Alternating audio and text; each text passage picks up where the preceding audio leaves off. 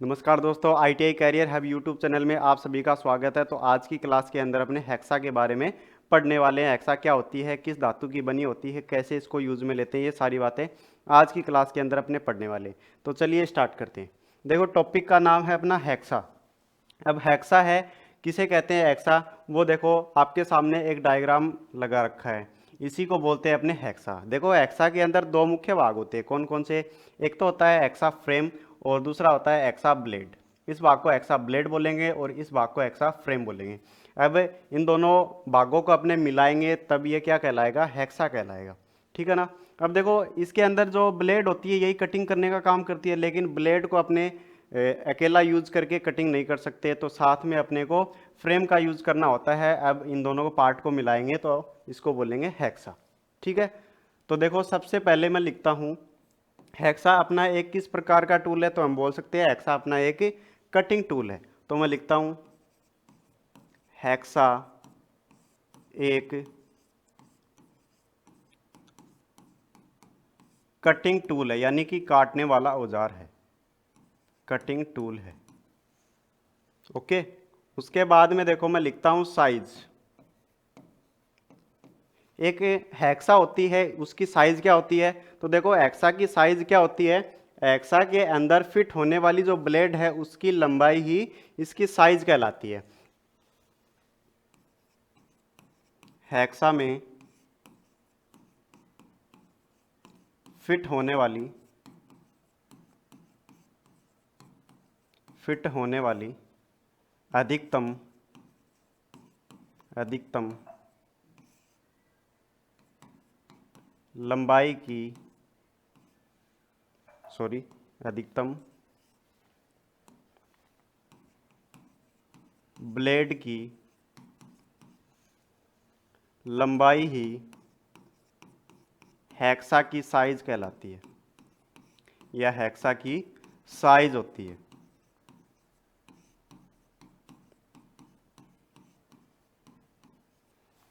Okay. उसके बाद में देखो, जो अपनी हेक्सा होती है वो किस सिद्धांत पे कार्य करती है, तो हेक्सा जो अपनी है वो घर्षण के सिद्धांत के ऊपर काम करती है। कौन सा सिद्धांत, घर्षण, फ्रिक्शन के सिद्धांत पर काम करती है।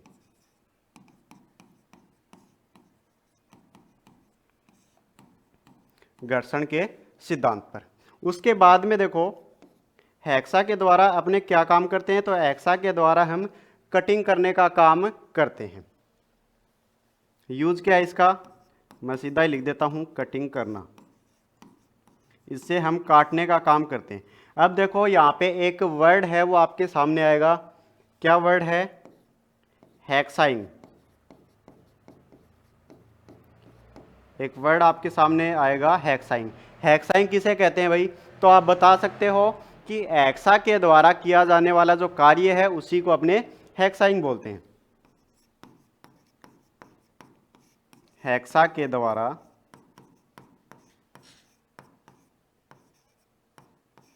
किया जाने वाला कार्य या प्रक्रिया,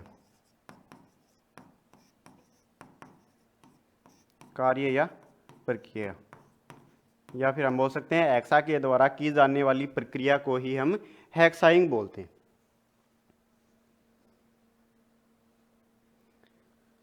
ठीक है ना। तो ये हो गया देखो हेक्सा का इंट्रोडक्शन, हेक्सा का परिचय। अब देखो, इसके अंदर मैंने दो मुख्य भाग बताए थे, कौन कौन से, इसके अंदर मैंने दो मुख्य भाग बताए आपको, हेक्सा फ्रेम और हेक्सा ब्लेड।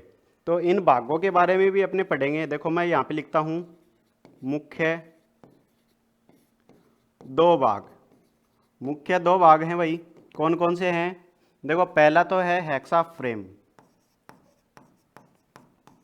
हेक्सा फ्रेम, और दूसरा कौन सा बताया, हेक्सा ब्लेड, हेक्सा ब्लेड। अब पहला है अपना हेक्सा फ्रेम, तो अपने हेक्सा फ्रेम के बारे में सबसे पहले अपने पढ़ेंगे। तो चलिए बढ़ते हैं आगे। हेडिंग लगानी है अपने को,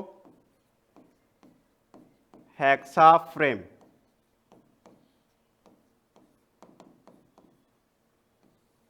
टॉपिक क्या रहने वाला अपना, हेक्सा फ्रेम।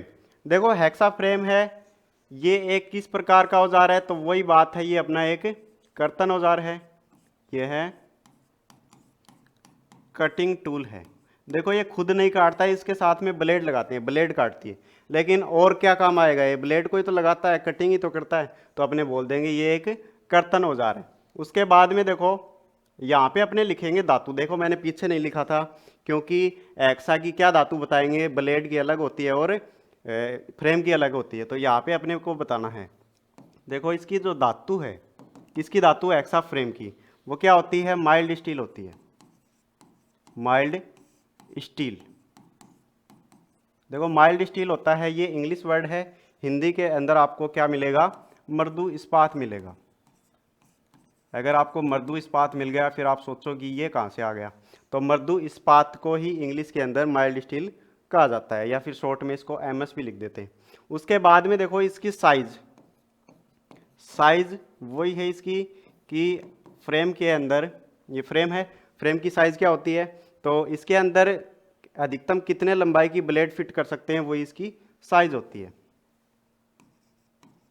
इसमें फिट होने वाली अधिकतम ब्लेड की लंबाई ही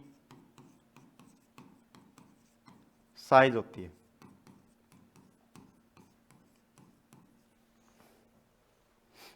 ठीक है।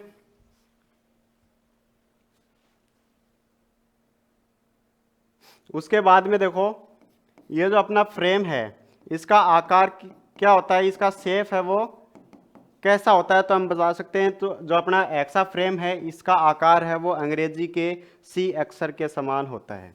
कैसा होता है? अंग्रेजी के सी अक्षर के समान। अब देखो आगे अपने हेक्सा फ्रेम के प्रकार भी पढ़ेंगे, और प्रकार के अंदर एक अपना हेक्सा फ्रेम आता है डीप कटिंग। अगर उसके अंदर आपने कर दिया कि इसका आकार सी होता है, तो आप गलत हो जाएंगे वहाँ पे। ठीक है। जो अपना डीप कटिंग हेक्सा फ्रेम होता है, उसका आकार यू अक्षर के समान होता है, बाकी जगह आप सी करोगे। ठीक है। उसके बाद में आता है बाग। उसके बाद में क्या आता है? बाग। देखो मैं बाग इसका डायग्राम के अंदर ही बता दूं, ये इसका डायग्राम है, यहाँ पे अपने इसके बाग देख लेंगे। तो देखो ये फ्रेम है, फ्रेम की बात कर रहे हैं अपने, तो ये फ्रेम है, फ्रेम के अंदर देखो ये होता है विंग नट, विंग नट, या फिर इसको बोल सकते हैं फ्लाई नट। ठीक है। इस भाग को अपने क्या बोलेंगे? Adjusting slide. इस भाग को क्या बोलेंगे? Fixed slide. ठीक है। ये यहाँ पे लगी हुई है, इसको बोलेंगे अपने पिन,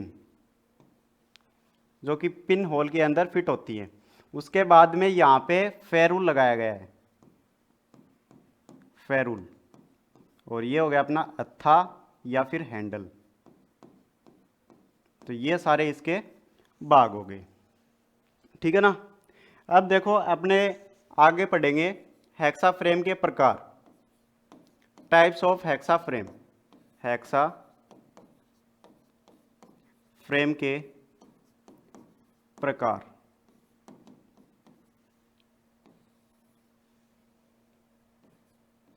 पहला जो प्रकार है उसका नाम है fixed hexa frame, fixed hexa frame या स्थिर हेक्सा फ्रेम। देखो इसके अंदर आपको क्या ध्यान में रखना है? सबसे पहली बात, ये जो हेक्सा फ्रेम होती है, इसके अंदर अपने एक ही मानक साइज की ब्लेड को फिट कर सकते हैं, यानी कि एक ही साइज की ब्लेड को हम लगा सकते हैं, इसकी साइज को हम कम ज़्यादा नहीं कर सकते हैं।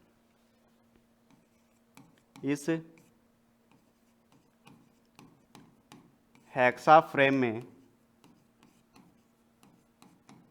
एक ही मानक साइज की ब्लेड को फिट कर सकते हैं।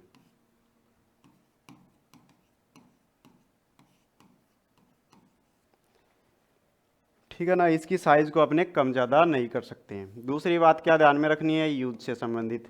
कहाँ यूज करते हैं, साधारण कार्यों के अंदर, साधारण कार्यों में। तो ये हो गया अपना पहला फिक्स्ड हेक्सा फ्रेम, जिसका डायग्राम आपके सामने लगा हुआ है। सारे भाग मैंने आपको बता दिए, इसी को बोलते हैं फिक्स्ड हेक्सा फ्रेम। चलो आगे चलते हैं। 2 नंबर की जो हेक्सा फ्रेम आती है अपनी, उसको बोलते हैं एडजस्टेबल हेक्सा फ्रेम, या फिर समायोज्य हेक्सा फ्रेम हिंदी के अंदर इसको बोलते हैं। अब इसके अंदर देखो नाम ही एडजस्टेबल है, तो इसकी साइज को अपने कम ज़्यादा कर सकते हैं, इसकी साइज को घटाया बढ़ाया जा सकता है। ठीक है, इसके अंदर स्लॉट है जिसकी हेल्प से अपने इसको इसकी साइज को कम ज़्यादा कर सकते हैं। यहाँ पे देखो एक होल दिया गया है और एक यहाँ पे है, तो इस स्क्रू को अपने ढीला करके और इसको आगे खिसका के इसके अंदर भी टाइट कर सकते हैं। ठीक है, इस फ्रेम की साइज को घटाया बढ़ाया जा सकता है।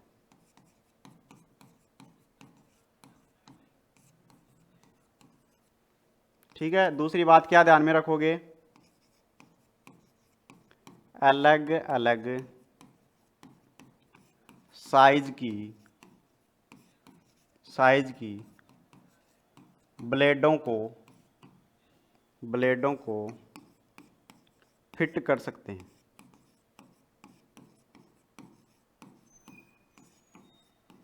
इसका क्या यूज है भाई, कि इसके अंदर अपने अलग अलग साइज की ब्लेड को फिट कर सकते हैं, ये इसका फायदा हो गया। ठीक है, उसके बाद में देखो आगे चलते हैं, ये इसका डायग्राम है, डायग्राम आप देख लेना। उसके बाद में जो अगली हेक्सा फ्रेम आती है उसका नाम है डीप कटिंग हेक्सा फ्रेम।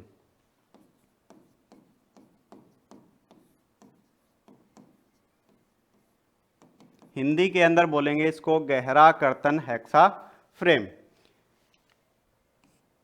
इसके अंदर देखो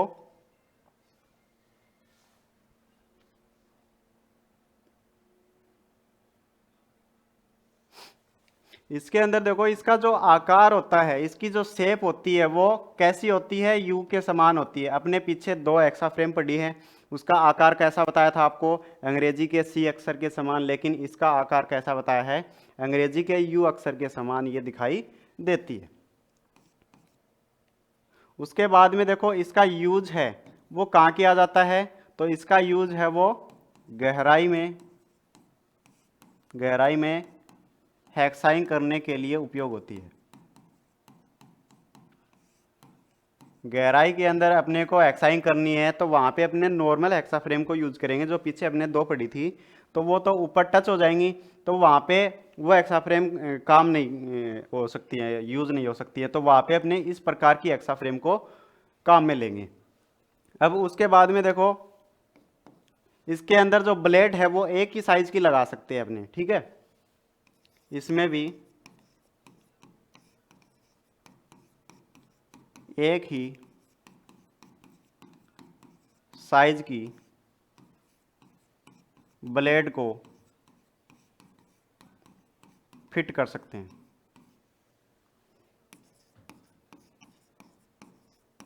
तो ये तो अपने बात हो गई हेक्सा फ्रेम से संबंधित। अब आगे बात करेंगे अपने हेक्सा ब्लेड से संबंधित बात। तो चलो चलते हैं आगे। ये आ गई अपनी ब्लेड।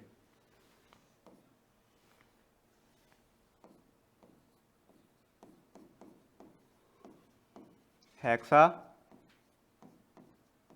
ब्लेड,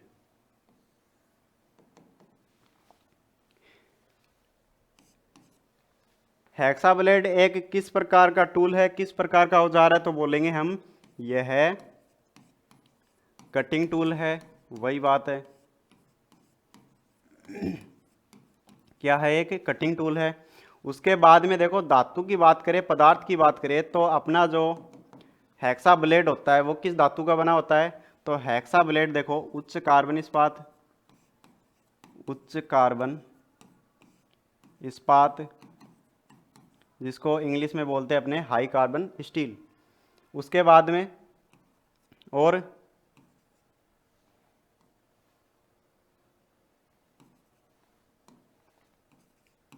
उच्च गति इस्पात, जिसको इंग्लिश में बोलेंगे हाई स्पीड स्टील।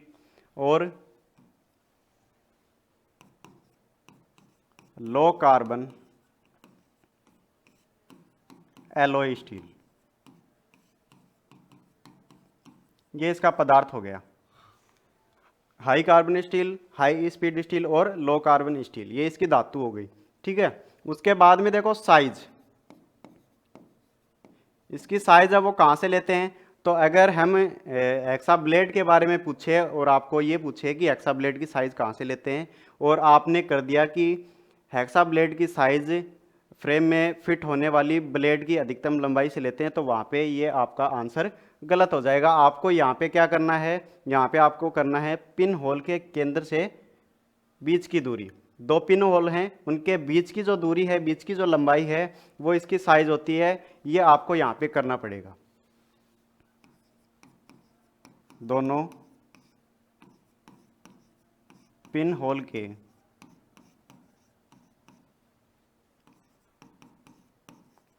बीच की दूरी, ठीक है। ये पिन होल हैं, दोनों का सेंटर लेंगे और सेंटर लेने के पश्चात ये जो अपने पास लंबाई होगी ये क्या होगी, इसकी साइज हो गई, साइज। उसके बाद में नोट लगा के आपको लिखना है क्या,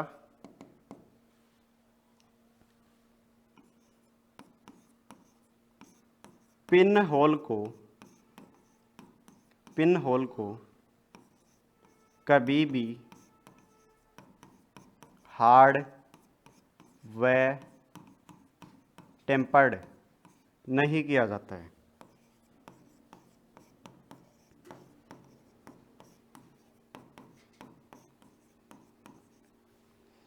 इसको अपने हार्ड और टेम्पर करेंगे तो पिन होल जो भाग होता है इस भाग को अपने हार्ड और टेम्पर नहीं करेंगे, नहीं तो क्या होगा, अपने ब्लेड को फिट करेंगे तब ये टूट जाएगा। तो इसको मुलायम ही रखते हैं। ठीक है, ये बात इसके अंदर आप ध्यान रखोगे।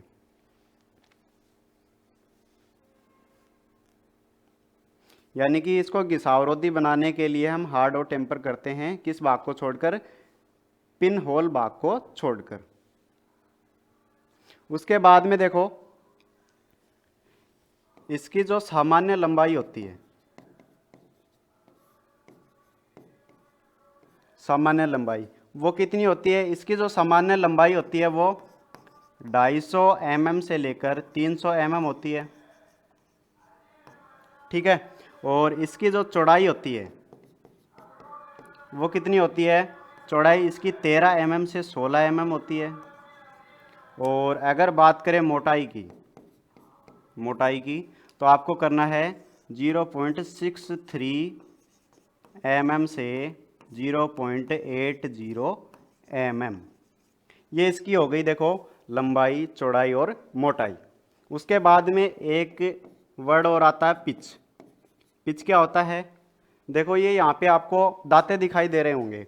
अब एक दाता है, उसके तुरंत बाद अगला दाता है, इसके बीच की जो दूरी है इसको अपने क्या बोलेंगे, इसको बोलेंगे पिच। मैं लिख देता हूं यहाँ पे, दो दांतों के बीच की दूरी, दो दांतों के बीच की दूरी को क्या कहते हैं, पिच कहते हैं भाई। ठीक है।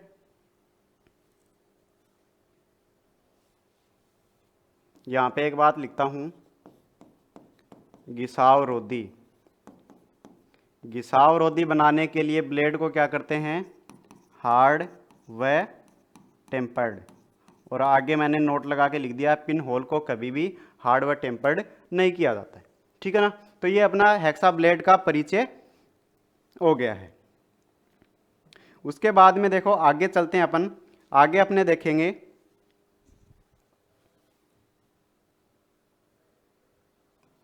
इसके टाइप्स।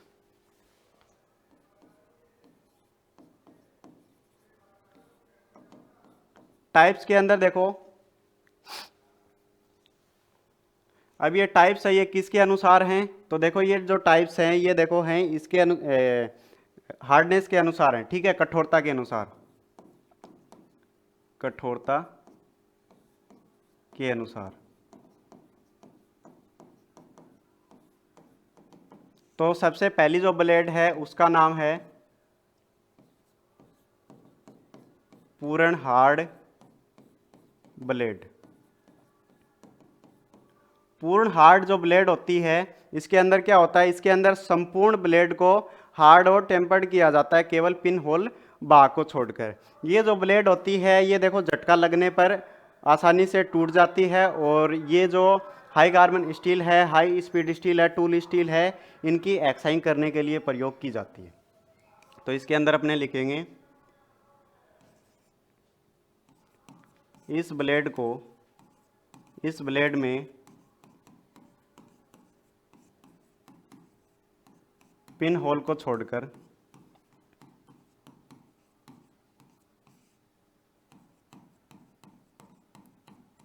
संपूर्ण ब्लेड को हार्ड व टेम्पर्ड किया जाता है।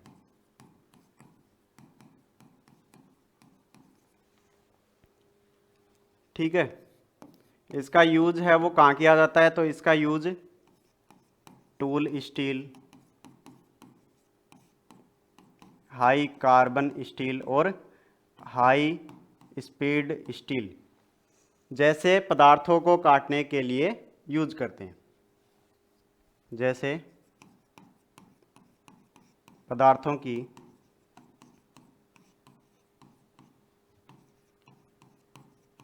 हेक्साइंग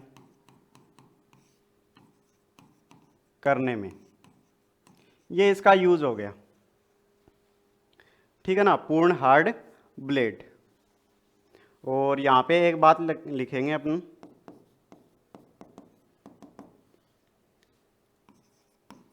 झटका सहन नहीं कर पाती है। झटका लगने पर ये आसानी से टूट जाती है, क्योंकि इसको पूरी कोई होल हार्ड किया जाता है, संपूर्ण हार्ड किया जाता है, हार्ड व टेम्पर किया जाता है। ठीक है ना। उसके बाद में देखो अगली ब्लेड है उसका नाम है हाफ हार्ड ब्लेड या आधी हार्ड ब्लेड। इसके अंदर देखो क्या बात ध्यान में रखनी है, इस ब्लेड में केवल दांतों को हार्ड व टेम्पर्ड किया जाता है। केवल दांतों को क्या करेंगे, हार्ड व टेम्पर्ड करेंगे। ठीक है, ये जो ब्लेड होती है ये झटका को सहन कर लेती है, लेकिन ये वाली ब्लेड है ये सहन नहीं कर पाती है। तो देखो इसके अंदर लिखेंगे ये है झटकों को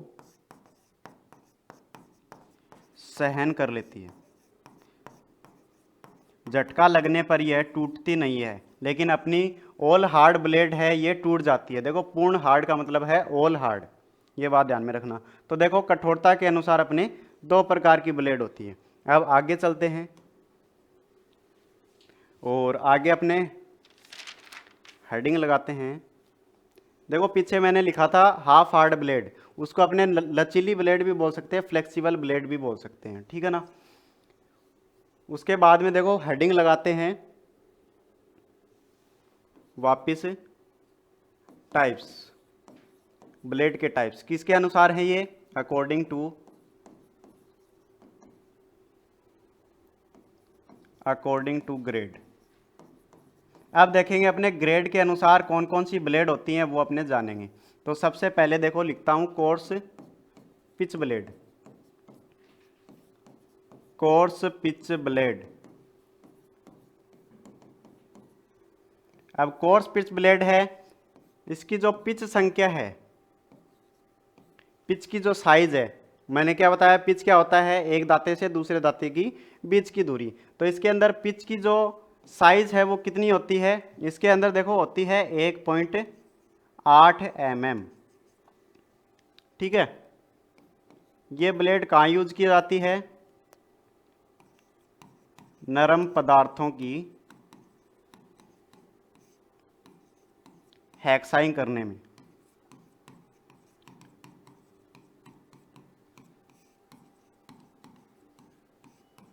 नरम पदार्थों की हैक्साइंग अपने को करनी है तो अपने कोर्स पिच ब्लेड का यूज करेंगे। उसके बाद में 2 नंबर जो ब्लेड आती है वो होती है अपनी मीडियम पिच ब्लेड।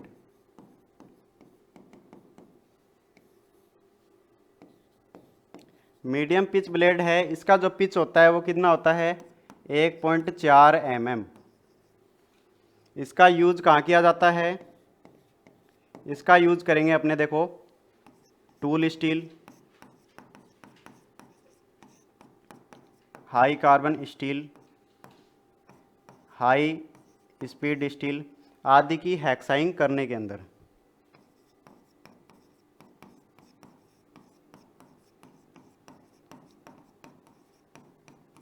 आदि की हैक्साइंग करना। ठीक है, ये हो गई अपनी मीडियम पिच ब्लेड। उसके बाद में देखो अगली आती है फाइन पिच ब्लेड।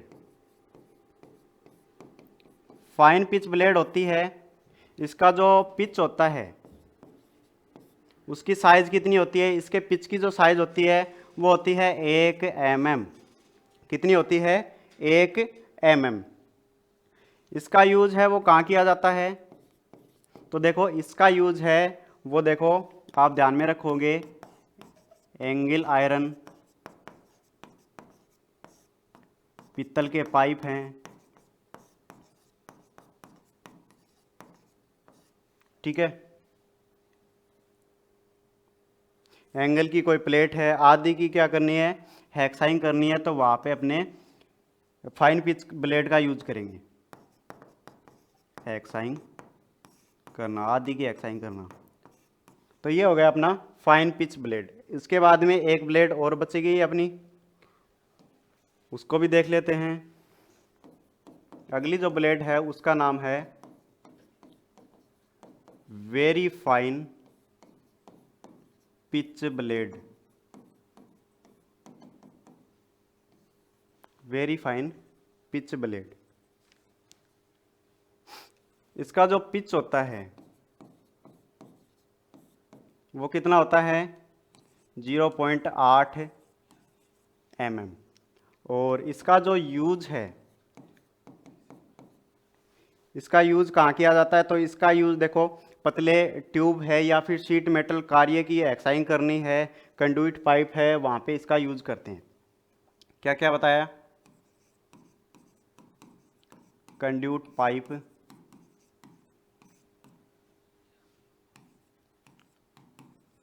पतली ट्यूब,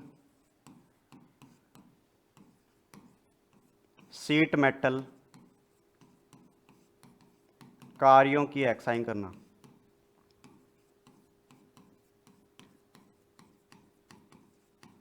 हैक्साइंग करना आदि कार्यों के अंदर हम इसका यूज करते हैं। तो अपनी ये 4 प्रकार की ब्लेड होती हैं जो कि किसके आधार पर है, ग्रेड के आधार पर होती है। ठीक है ना। अब इसके बाद में देखो अगला जो टॉपिक आता है इससे संबंधित, उसका नाम होता है देखो क्या, दांतों की सेटिंग।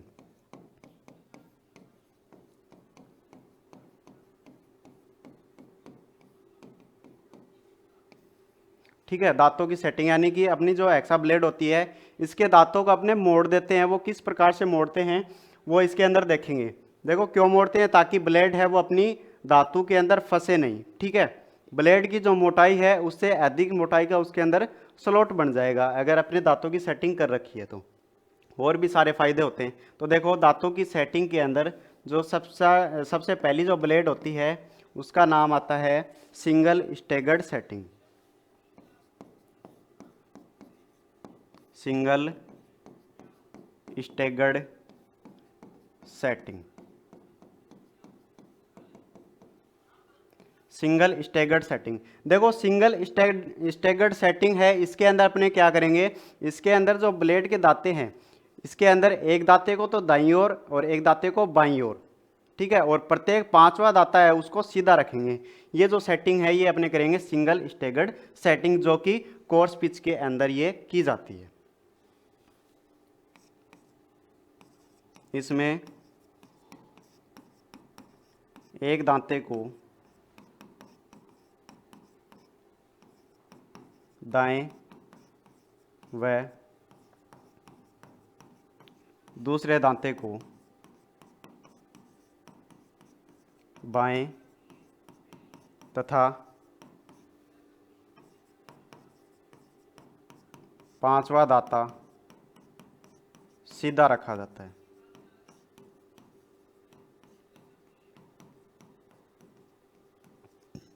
ठीक है, ये प्रोसेस करेंगे अपने सिंगल स्टेगर्ड सेटिंग के अंदर। यह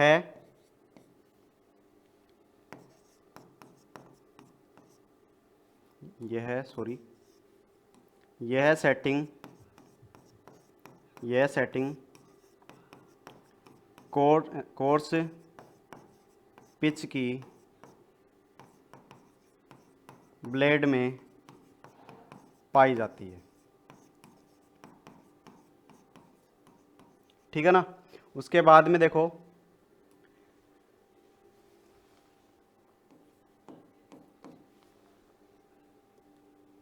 दो नंबर की अपनी जो सेटिंग है वो कौन सी है, डबल स्टेगर्ड, स्टैंडर्ड लिख दिया सॉरी, स्टेगर्ड सेटिंग। अब देखो पहला था सिंगल स्टेगर्ड सेटिंग और दूसरा है डबल स्टेगर्ड सेटिंग। इसके अंदर क्या करेंगे, दो दांतों को दाईं ओर और दो दांतों को बाईं ओर और प्रत्येक पांचवा दाता है उसको सीधा रखेंगे। ये करेंगे डबल स्टेगर्ड सेटिंग के अंदर। इसमें दो दांतों को दाएं तथा दो दांतों को बाएं व पांचवा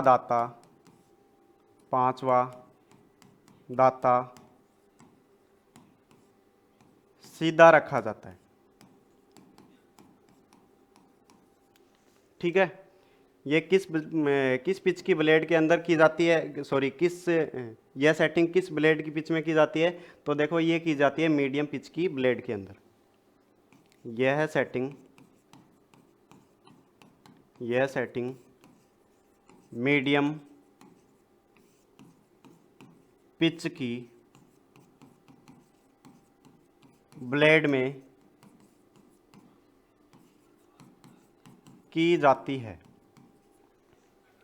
ठीक है, उसके बाद में अगली जो अपनी सेटिंग आती है उसका नाम है wave setting. Wave setting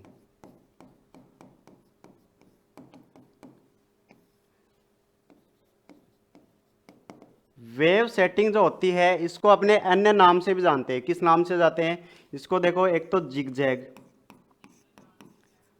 zag और दूसरा लहरदार। इसको जिग जैग सेटिंग या फिर लहरदार सेटिंग के नाम से भी जाना जाता है। इसके अंदर क्या करेंगे, इसके अंदर अपने कुछ दांतों को तो दाईं ओर और कुछ दांतों को बाईं ओर मोड़ दिया जाता है, यानी कि लहर के समान बनाया जाता है।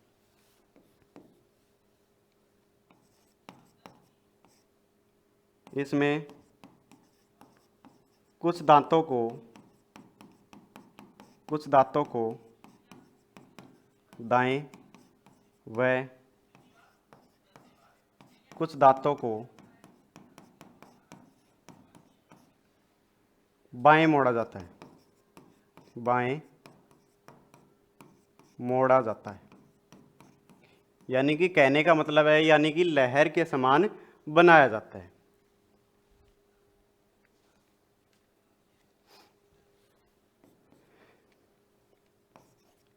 यह सेटिंग फाइन पिच की ब्लेडों में पाई जाती है। ब्लेडों में पाई जाती है।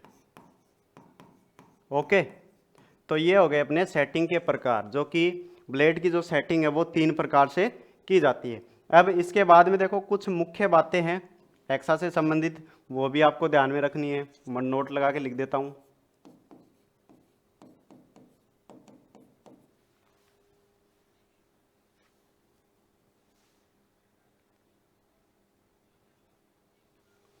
देखो पहली बात, हेक्सा हमेशा फॉरवर्ड स्ट्रोक में कटिंग करती है। यानी कि हेक्सा है वो आगे की तरफ जाएगी तब कटिंग करेगी, और पीछे की तरफ आएगी तो जो मटेरियल वो क्या बोलते हैं अपने चिप्स वगैरह है वो बाहर निकलेंगे। ठीक है ना।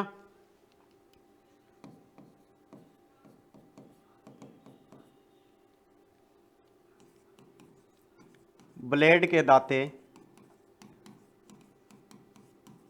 आगे की ओर यानी विंग नट की ओर होने चाहिए। विंग नट की ओर होने चाहिए।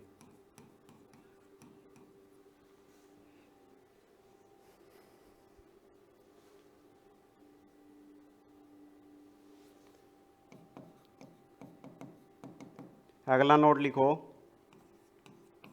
हैक्साइंग करते समय 40 से 50 स्ट्रोक प्रति मिनट होने चाहिए।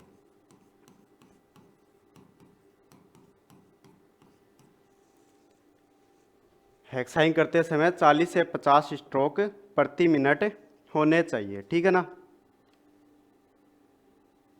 उसके बाद में देखो एक लास्ट अपना पॉइंट है, वो भी आप ध्यान में रखोगे। हेक्सा का वर्गीकरण लंबाई, पिच व प्रकार के आधार पर किया जाता है।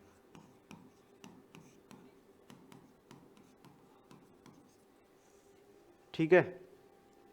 जैसे एग्जाम्पल के रूप में 300 गुणा 1.4 mm ओल हार्ड ब्लेड। इसका क्या मतलब है, 300 mm इसकी लंबाई है, 1.4 mm इसकी पिच है, और ये किस प्रकार की ब्लेड है, ओल हार्ड ब्लेड है। तो इस प्रकार से इसका वर्गीकरण किया जाता है भाई। ठीक है ना। तो ये हो गई अपनी हेक्सा कंप्लीट। हेक्सा जो टॉपिक है वो यहाँ पे कंप्लीट समाप्त हो जाता है। आशा करते हैं ये आपको समझ में आया होगा, ये क्लास आपको अच्छी लगी होगी। अगर इससे संबंधित आपका कोई डाउट हो, कोई क्वेश्चन हो, तो वो आप कमेंट के अंदर ज़रूर पूछ सकते हो, आपको उसका आंसर ज़रूर मिलेगा। और इसी प्रकार के वीडियोज़ देखने के लिए ITI career hub YouTube channel को अभी सब्सक्राइब करें। धन्यवाद।